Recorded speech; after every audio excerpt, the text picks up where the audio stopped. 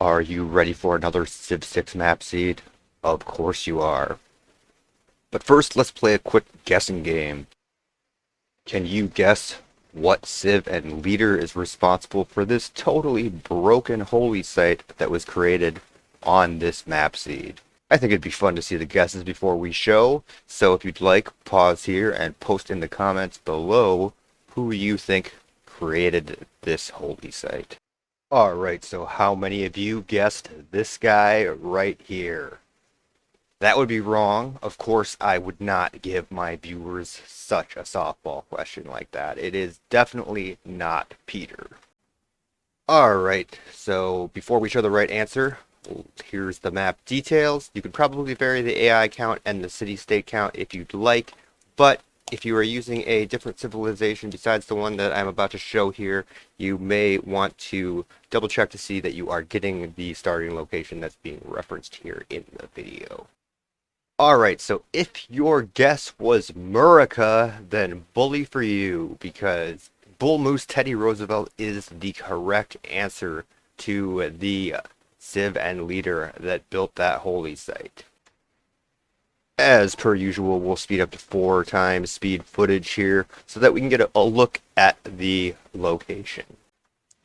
The location in the video here features a P.O.P. Otahi start, which is particularly good for the abilities for Teddy Roosevelt, which you can see here. And there is a nicely placed woods as well to add on to the already pretty good bonus for the natural wonder. A couple things to keep in mind, because of the way Bull Moose Teddy's ability works, you probably do not want to chop that woods tile just to the southwest of where I settled. Another thing to keep in mind is that although this is a super strong map start, if you do use the number of AI players that I set on my map, that doesn't make this necessarily an easy play. You will probably run into some possible aggression from Ambiorix, which is a pretty nearby settlement, and you are pinned a little bit in the corner, and there is quite a bit of barbarian activity that you can expect on this map.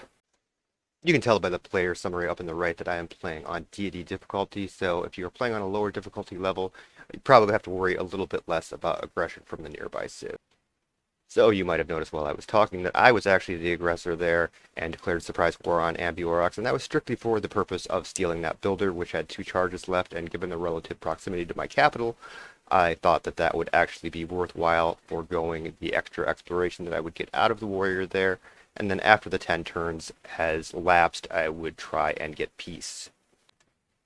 Now, I have a tendency to forget the opportune time to purchase tiles and units and such, so you could probably actually do a much better job than I did and be much more efficient on this particular map.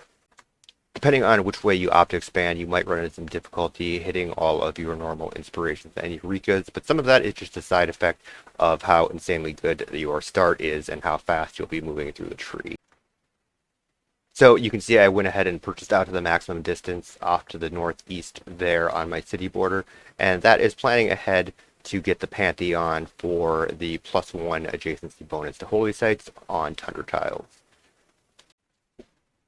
So if you're pretty familiar with strategy, you can tell that I'm going with a work ethic build here that is pretty obvious, but the plus 24 that I end up getting is actually a pretty insane even for a good work ethic build. And that is actually due to the selection of hermetic order and extremely good ley line placement that this map gets. Now, the capital city, Washington, where I just planned out that holy site, actually only ends up with a +18 bonus. And it's actually the second city that ends up with that +24 bonus. You may have noticed there that those are not the current bonuses. Obviously, this takes into account the +100% adjacency policy card, as well as the ley lines, which I mentioned. I also mentioned earlier in the video that you can expect substantial barbarian interference, which you are seeing here. So you could go with a little bit more military than I did early, which was, I guess, no military pretty much.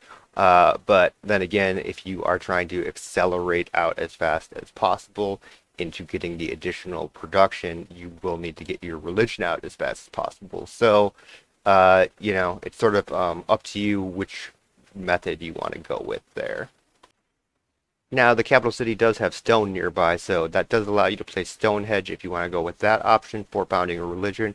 But you'll obviously still need to place the holy sites if you want to get the production bonus. So that's part of the reason that I didn't want to go that route. Also, I didn't mention this earlier, but if you go animal husbandry early, you can see that that tile next to PO actually also has horses on it, making it even better. So make sure you go ahead and research animal husbandry to get the horses on top of the resources that are already on that tile. You also may have noticed that as I'm clearing out those barbarian camps to the north there are quite a few tribal villages up there, which is pretty common in tundra areas, but if you're not already up there clearing the barbarian camps, do make sure that you get up there and get any tribal village snags. Alright, you can see here is the point where I select Hermetic Order, and you can see that there is a absolute leyline jackpot in terms of if you are going with the work ethic tundra build.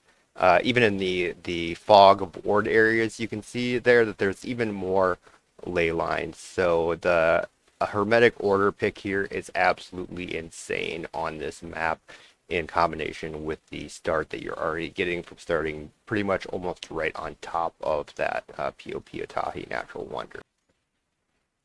This should be all the info that you need to get started, so I'll fast forward ahead so that you can see that I didn't just make up the production value on that city. So there you can see my second city, Philadelphia, the city of brotherly love, and what is not to love about a plus 24 holy site. Now on the map you can see it only shows plus 12, but in the city breakdown you can see with the correct policy card you're getting plus 24, plus 24.